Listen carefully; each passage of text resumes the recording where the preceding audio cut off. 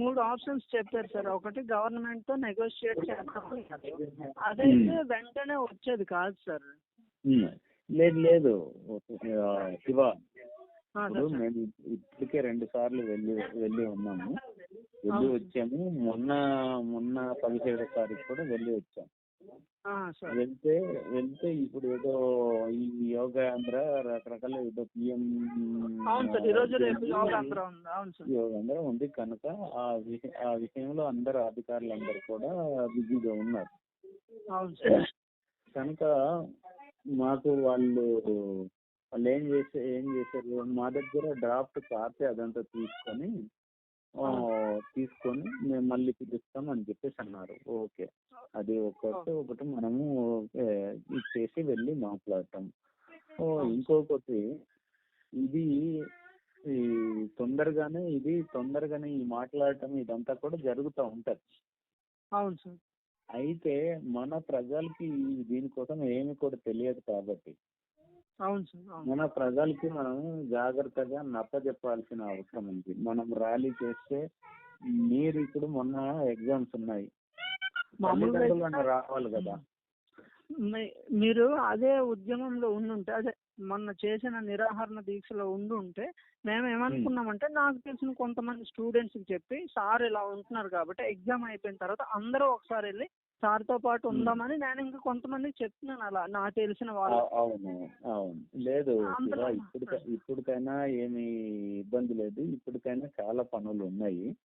ఇప్పుడు మీలాంటి వాళ్ళు ఇప్పుడు మాకు మొదటి నుంచి మేము ఎప్పుడైతే దీక్షలు పెట్టామో ఆ రోజు నుంచి మాకు చివరి వరకు శంకర్, ఇప్పుడు మీరు ఫోన్ కాల్ పెడితే శంకరే ఉన్నాడు.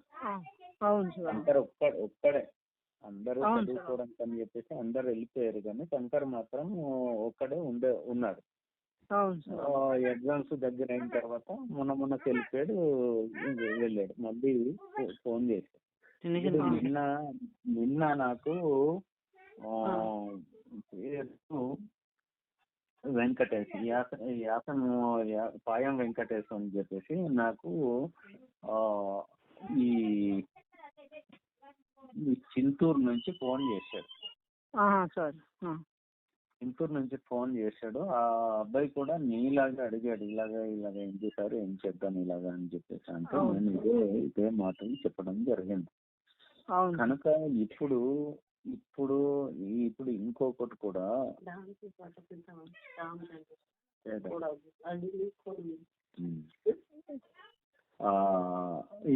ఇది ఏమైందంటే, ఇప్పుడు మనము జేఏసీని కాదని ఏ సంఘం చిన్న చిన్న సంఘాలు వెళ్ళి చిన్న చిన్న పనులు చేసి ఇది అయ్యే పని కాదు. అవును సార్. కనుక ఈరోజు రాష్ట్ర వ్యాప్తంగా 76 సంఘాలు మన దాంట్లో ఉన్నాయి. Okay sir. ఆదివాసీ సంఘాలు అంటే ఆదివాసీ సంఘాలు 76 ఉన్నాయి సార్. 76 ఉన్నాయి. అది ఇప్పుడు రేపు దీంట్లో వస్తుంది, మన పాంప్లెట్ లో కూడా అన్ని పేర్లు కూడా వస్తాయి. Okay sir. ఓకే. మనకు సపోర్ట్ చేసేది. ఇప్పుడు దీంట్లో కమ్యూనిస్టు సంఘాలు ఏవి కూడా లేదు. Okay sir. ఓకే. కమ్యూనిస్ట్ పార్టీలుగా సంఘాలు లేవు. ఓన్లీ ఆదివాసీ సంఘాలు, ఆదివాసీ హక్కుల ఉద్యమాలను బలపరిచేటటువంటి మాత్రమే దీంట్లోకి వస్తారు. Okay sir. కనుక వాళ్ళందరూ కూడా ఇప్పుడు మనం ఏం చేయాలంటే, ఇప్పుడు మనం ఏదైతే మనం అనుకున్నాం కదా, పాంప్లెట్ వస్తాయి అనుకున్నాం కదా, పాంప్లెట్ పట్టుకొని మొత్తం ఊర్లు కూడా తిరిగి ఇంకొకటి మీలాంటి వాళ్ళు ఇప్పుడు మా శంకర్ ఉన్నాడు కదా. అవును సార్. శంకరు నీవు శంకర్ ఇక్కడ మాకు యాక్టివ్గా ఉంటాడు. శంకర్ తో పాటు ఇంకా కొద్ది మంది ఉన్నారు, రాజారావు అని ఇలాగా కొంతమంది ఉన్నారు. ఇప్పుడు అక్కడ కూడా ఒక అబ్బాయి ఉంటాడు. నేను ఆ అబ్బాయి ఫోన్ నెంబర్ కూడా నీకు ఇస్తాను. అవును సార్. గుమ్మలక్ష్మీపురమే, కానీ ప్రస్తుతం మరి మొన్న ఎగ్జామ్స్ పూర్తి అయిపోయిందో లేదో తెలియదు. నాకు తెలిసి రవి అనుకుంటాను సార్. రవి కాదండి, రవి కాదు కాదు. సార్. ఆ రోజు రవి కూడా అటెండ్ అయ్యాడు. ఆ అబ్బాయి కూడా కొంచెం యాక్టివ్ గా ఉన్నాడు, గుమ్మలక్ష్మీపురం అతను. అవును, ఏం పేరంటే ఏదో పేర్లు ఉన్నా sir. Okay sir, okay sir, పర్లేదు పర్లేదు. ఆ అబ్బాయి ఒకడు ఉంటాడు. ఓకే, మీరిద్దరు అక్కడ యాక్టివ్ అయితే ఇక్కడ శంకర్, రాజారావు, ఇంకా కొద్దిమంది ఇక్కడ మాకు శంకర్తో యాడ్ అవుతారు. అలాగే ఇప్పుడు ఈ చింతూరు ఏరియాలో మన వెంకటేష్ ఆయన తీసుకుంటాడు. మీలాగే చెప్పాడు, ఇలా మేము కొంతమందితో ఇలా మాట్లాడతాం సార్ అని చెప్పేసి. ఇప్పుడు మీరందరు కలిసి ఒక సంఘం కూడా పెట్టుకోవచ్చు. రాష్ట్ర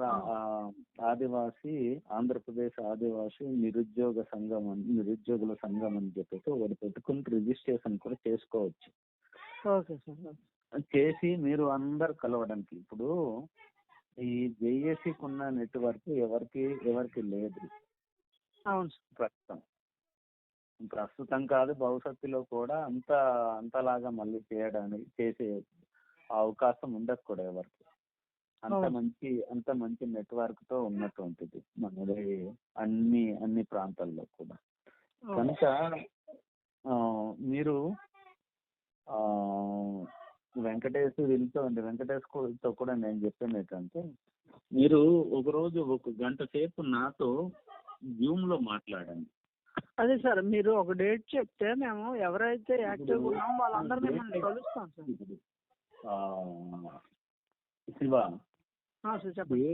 నాకు డేట్ ఏమీ లేదు. మీరు నాకు ఒక హాఫ్ డేకి ముందుగానే ఇలా ఫలానా రోజు పెడదాం సార్, ఫలానా టైంకి అని చెప్పేసి మీరు పెట్టవచ్చు. పెట్టేసి అప్పుడు ఏం చేద్దామంటే, ఇది కంప్లీట్ గా నిరుద్యోగుల పాత్ర తీసుకోవాలి, జేఏసీని కూడా. ఎందుకంటే మీరు పాత్ర. ఇప్పుడు ఇంకొకటి అనుకుంటున్నాము శివ, అంటే అన్ని ప్రాంతాలు వెహికల్ తో అన్ని ప్రాంతం తిరగాలనేది ఒకటి మేము అనుకుంటున్నాం. అలాగే సార్, అలాగే. ఇప్పుడు అన్ని ప్రాంతాలు ప్రతి ఏరియాలో మనం ఒక బహిరంగ సభ, కనీసం ఒక ప్రాంతానికి ఒక 5 రోజులు వెహికల్ మీద తిరగాలనేది కూడా మనం అనుకుంటున్నాం. ఆ ప్రయత్నం కూడా మనం చేస్తున్నాం. కనుక అది చాలా మంచి ఎఫోర్ట్ ఇస్తుంది, చాలా గట్టి ఇది వస్తుంది. కనుక ఇది మనము ఇప్పుడు కూడా ఈ పోస్టులు మినహాయించమనే మనం డిమాండే నడుస్తూ ఉంటుంది. అయితే మీకు ఒక్కటి శివ, ఏం జరుగుతుందంటే, మనం చట్టంగానే వచ్చినట్టయితే, ఇప్పుడు ఒకవేళ ఈ చట్టంగానే వచ్చినట్టయితే, ఇప్పుడు ఎవరైతే ఇది ఉందో ఈ డిఎస్సి పోస్టులు, ఒకవేళ వాళ్ళు నాన్ ట్రైబల్స్ కి ఇచ్చేసినా కూడా దాన్ని రెట్రాస్పెక్టివ్ కింద మనం దాన్ని మళ్ళీ లాక్కునేటటువంటి అవకాశం ఉంటది. చట్టం చేయగలిగితే. నేను ఎందుకు చెప్తున్నానంటే, 1998లో 1998లో జీవో నెంబర్ 3 మీద ఈ హైకోర్టులో కేసు వేశారు. కేసు వేసిన తర్వాత అప్పుడు అడ్మినిస్ట్రేషన్ ట్రిబ్యునల్ కొట్టేసింది జీవో నెంబర్ 275, అప్పుడు ఫస్ట్ ఇస్తున్నటువంటిది. 275 కొట్టేసిన తర్వాత ఏం చేశారంటే 72 రెట్రాస్పెక్టివ్ ద్వారా రెట్రాస్పెక్టివ్ జీవోని ఒకటి తెచ్చి 272 జీవో ద్వారా మాకు ఇక్కడ ఈ పాడేరు ఐటీడీఏ పరిధిలో 860 పోస్టులు 860 పోస్టులు 72 జీవో ద్వారా పైకి తీసుకొచ్చారు నాన్ ట్రైబల్స్. తీసుకొచ్చిన తర్వాత దాన్ని ఆ రోజు జేఏసీ దగ్గర ఏం లేదు, కానీ ఓకే సార్. మేము గిరిజన విద్యార్థి సంఘం జిఎస్యు ద్వారానే దాన్ని వాళ్ళందరినీ బయట గెంటేసి మళ్ళీ ఆ ప్లేస్ లో మనము లోకల్ ట్రైబల్స్ ద్వారా ఫిల్ చేసుకున్నాం. Okay sir. ఓకే. అలాంటిది ఇది ఒక్క ఒక్క ఒక్క ఒక్క విధంగా ఆలోచించవద్దు. ఇది ఓకే సార్. ఓకే. అదే సార్. మనకి ఏ మార్గం ఉంటాయో మనం అన్ని మార్గాలు అన్వేషిస్తూనే మనం వెళ్ళాలి. ఒకే వైపు నుంచి ఇదైతే అంతే. ఇంకొకటి కూడా, ఇప్పుడు చింతూరు ఏరియాలో ఎవరు కానీ తప్పుడు ప్రచారం ఒకటి చేస్తున్నారు. ఎలాంటి ప్రచారం అంటే ఈ చట్టం చేసి ఈ ఉద్యమం అంతా కూడా ఉద్యోగస్తులు చేయిస్తున్నారు. ఉద్యోగస్తులు పిల్లలు మాత్రమే బెనిఫిట్ అవుతారు. దీనికి మనం ఎందుకు వెళ్ళాలి అనేటటువంటి కాన్సెప్ట్ తో ఈ మన నిరుద్యోగులు ఉన్నారు. అది చాలా రాంగ్ సార్. మామూలుగా అది మరి వాళ్ళు ఎలా ఆలోచిస్తున్నారో నాకు అర్థం కావట్లేదు. కానీ రేపు పొద్దున వాళ్ళు చదువుకోకపోవచ్చు, వాడు పిల్లోడు చదువుకుంటే పోస్టులు ఉండాలి కదా. అంతే కదా. ఇప్పుడు అవకాశం అనేది ఉండాలి కదా. ఇప్పుడు రాజ్యాంగమే లేకపోతే, రాజ్యాంగమే మనకు భారతదేశానికి రాజ్యాంగమే లేకపోతే రిజర్వేషన్ అనేది ఉండదు కదా. అవును సార్. అవును సార్. ఇలాంటి పరిస్థితి వస్తుంది. అంటే అది కొంతమంది కావాలని చేస్తున్నటువంటి ఒక తప్పుడు ప్రచారం కూడా అయి ఉండవచ్చు. కానీ ఇక్కడ మనకు ఒకటి, ఇప్పుడు ఎంప్లాయీస్ పిల్లలు ఎవరు కూడా ఈ టీటీసీలు బీఈడీలు చేసిన వాళ్ళు చాలా తక్కువ మంది ఉంటారు. Okay sir. మా వైపు అయితే మాత్రం సార్, అంటే పర్టికులర్ గా పార్వతీపురం ఐటీడీఏ చాలా వరకు ఇంకా టీటీసీ బీఈడీ సార్, ఇంకోటి లేదు. ఎందుకంటే ఇంకొక చదువు అంటే మరి స్తోమత ఉండకపోవడం, ఇవన్నీ రీజన్ల వల్ల మాక్సిమం బీఈడీ లేదా 2 చేస్తే ఉన్నారు చాలా మంది. ఇప్పుడు ఏం చేస్తున్నారంటే చాలా చాలా తక్కువ మంది ఇప్పుడు సెకండ్ ఆప్షన్ కింద వాళ్ళేమో గ్రూప్ 1, గ్రూప్ 2 లేదంటే సివిల్స్ ఇలాంటిది. ఇప్పుడు ఒక టీచరు కొంచెం స్తోమత ఉన్నవాడు ఒక 1,00,000 రూపాయలు ఒక ప్రైవేట్ కోచింగ్ కి పెట్టగలిగిన వాడు వాడేం చేస్తున్నాడు, వాడి పిల్లలకి తీసుకెళ్లి ఆ కోచింగ్ ఇస్తున్నాడు. ఒక డాక్టరో, ఇంజనీరో లేదంటే ఒక గ్రూప్ 1 ఆఫీసరో ఏదో అవ్వాలనుకుంటున్నాడు. కానీ ఈ టీచర్ నాలాగే టీచర్ గానే ఉండాలని చెప్పేసి వాళ్ళ తల్లిదండ్రులు ఎవరు కోరుకొని ఉండట్లేదు. అవును సార్. అవును. కనుక మాక్సిమం చదువుకున్నటువంటి వాళ్ళు ఉద్యోగస్తుల పిల్లలు మాత్రమే బీఈడీ చేసిన వాళ్ళు లేరు. అవును సార్. వీళ్ళందరూ కూడా ఈ పొలాలు తాకట్టు పెట్టి లేదంటే ఈ అమ్మ నాన్నది బంగారం సింగారం భూములు ఇవన్నీ తాకట్టు పెట్టి చేసింది ఎవరు అంటే మనలాంటి పేదలు. ఇంకా చెప్పాలంటే సార్, ఈ రోజుకి ఈవెన్ బిఎడ్ చేసిన స్టూడెంట్స్ కి ఇప్పటికీ చాలా మందికి జీవో నెంబర్ 3 అంటే తెలియదు సార్. నేను చెప్పాను నా ఫ్రెండ్స్ నాతో పాటు గైడ్ చేసిన వాళ్ళకి, ఇదిరా బాబు పరిస్థితి, ఇది లేకపోతే ఇలా ఉంటదని నేను చెప్పి చాలా మందికి చెప్పాను సార్. అంటే జీవో నెంబర్ 3 గురించి చాలా స్టూడెంట్స్ కి తెలియదు సార్ జనరల్ గా. ఇప్పుడు కూడా దానికి ఒక కారణం ఉంది సార్. ఏం జరిగిందంటే, మేము గిరిజన విద్యార్థి సంఘం అప్పుడు మేము ఎంతలాగా పనిచేస్తామంటే, నీ ఉండేది ఎక్కడమ్మా? Gummalakshmipuram ITDA quarters sir. మీరు అక్కడ ప్రెసిడెంట్ గారు చేశారు కదా, అతను మీ ఫ్రెండ్ అని చెప్పారు. వాళ్ళు ఉండే వీధిలోనే నేను ఉంటున్నాను సార్. ఓకే. మీకు టొంపల్పాడు స్కూల్ టొంపల్పాడు మాది జరడ సార్. టొంపల్పాడు మా నెగిటివ్ ప్లేస్ జరడ సార్. ఓహో, ఓకే ఓకే. వలసబల్లారు, టొంపలపాడు, జరడ ఇవన్నీ మీకు ఐడియా ఉండుంటాయి సార్. టొంపలపాడు చెప్పండి సార్. నేను టొంపలపాడు నేను ఆ టొంపలపాడు స్కూల్ కి ఎప్పుడు అనుకుంటున్నావు నేను వెళ్ళింది 2003. Okay sir. Okay okay. అప్పుడు 2003లో టొంపలపాడు స్కూల్ కి నేను వచ్చాను. Okay sir. ఆ రోజు నేను గిరిజన విద్యార్థి సంఘం అక్కడ ఇచ్చేసి దాంతోనే మేము కార్యక్రమాలు అక్కడ ఐటీఐ ఆ రోజు నేను మాట్లాడాను కదా, ఐటీఐ పిల్లలతో నేను చేసేవాడు. అవును సార్. అంటే అంతా మేము విస్తృతంగా మాకు జిఎస్టీ అంటే grass root level elementary school కి కూడా జిఎస్టీ అంటే తెలిసే విధంగా మేము ఇప్పుడు పనిచేసాం. పని చేస్తూ 2010 తర్వాత 2010-15 తర్వాత మేము స్కూల్స్ లో అంత విస్తృతంగా మేము తిరగడం లేదా తిరిగి చేయలేకపోయాం. దాని కారణంగా మాకు చదువుకున్న వాళ్ళు చాలా మందికి జీవో నెంబర్ 3 గురించి తెలియడానికి గల కారణం జిఎస్ గిరిజన విద్యార్థి సంఘం పనిచేయటం. ఆ తర్వాత మాకు కూడా కొంతమంది చదువుకున్నటువంటి పిల్లలు కానీ చదువుకున్న ఈ ఉద్యోగస్తుల పిల్లలు కానీ ఇటువంటి వాళ్ళకందరికీ తెలియకపోవడం, కొంతకాలం మేము పూర్తిగా పనిచేయలేకపోవడమే దానికి కారణమైంది. కానీ ఇప్పటికైనా కూడా మనము దాని గురించి పూర్తిగా ఇది అవేర్నెస్ కల్పించాలి సార్. జీవో నెంబర్ 3 అని చేయటం అనేది ఇంకా చాలా మందికి తెలియకపోవడం మన దురదృష్టం.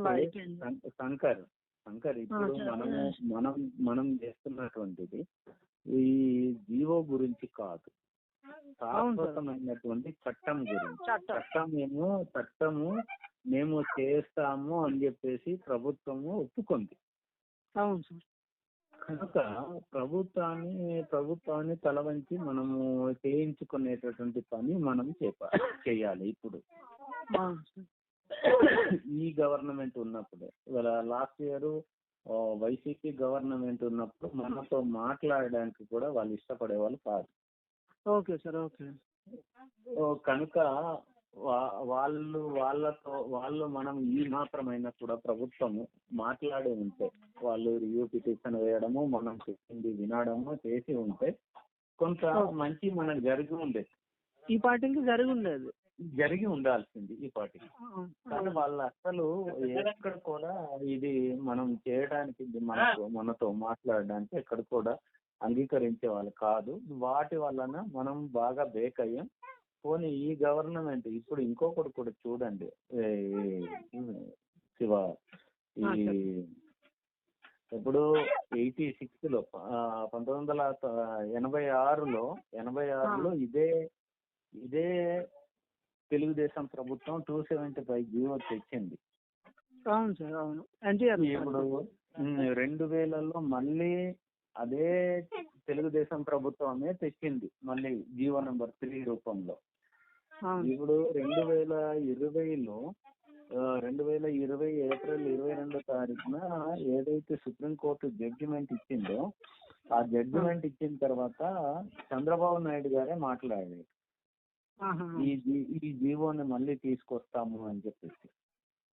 చంద్రబాబు నాయుడు గారే మాట్లాడాడు. ఆయన మాట్లాడుతూ కూడా ఆయన గొప్ప మాట ఏమిటంటే, ఆయన అప్పుడు జగన్మోహన్ రెడ్డి గారికి లెటర్ కూడా రాశారు చంద్రబాబు నాయుడు గారు. కనుక ఈ మాటలు వాళ్ళకి చెప్తూ ఇప్పుడు ప్రభుత్వము కొంత సానుకూలంగా ఉంది కనుక మనం దీన్ని పెద్దగా గట్టిగా ఇది చేసి ప్రజా ఉద్యమం నిర్ణయించుకొని దాన్ని మనం తెచ్చుకునే పని చేయాలి. ఈ దిశగా మనం పని చేస్తున్నది ఈ రూపంగా చేస్తున్నాం. మనం ఫర్దర్ గా ఏం చేయాలనేది శంకర్ బ్రదర్ కొంచెం చెప్పండి సార్. దాన్ని బట్టి శంకర్ బ్రదర్ ప్లాన్ చేస్తారు. దాన్ని బట్టి మనం ముందుకు వెళ్దాం. ఓకే శంకర్ సార్, చెప్పండి సార్.